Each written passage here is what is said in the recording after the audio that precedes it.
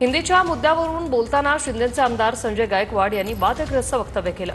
छत्रपती शिवाजी महाराज आणि छत्रपती संभाजी महाराजांचा दाखला देत संजय गायकवाड यांनी हे वादग्रस्त वक्तव्य केले। तर संजय गायकवाड यांच्या अकलेचं दिवाळं निघालंय असं म्हणत वडेट्टीवार जोरदार भडकले। तर छत्रपती शिवरायांनी राजकोष मराठीत केला होता, हे संजय गायकवाड विसरले का असा सवालही नांदगावकरांनी उपस्थित केलाय। तुम्हाला जगामध्ये टिकायचं असेल तर सगळ्या भाषा अवगत आल्या पाहिजे। मग छत्रपती संभाजी महाराजांनी 16 भाषा शिकल्या, मग ते मूर्ख होते? छत्रपती शिवाजी महाराज बहुभाषिक होते। ताराराणी, येसुबाई, जिजाऊ मासाहेब या सगळ्यांनी अनेक भाषा शिकल्या, हिंदी भाषासह। मग ते लोक काय मूर्ख होते का?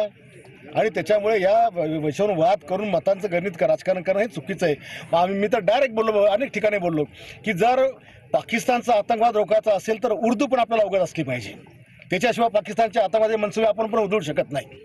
छत्रपती शिवरायांचं नाव घेऊन मा जिजाऊंचं नाव घेऊन भाषेच्या याच्याने त्यांना मूर्ख होते का म्हणणं म्हणजे याच्या अकलेचे दिवाळे निघाले।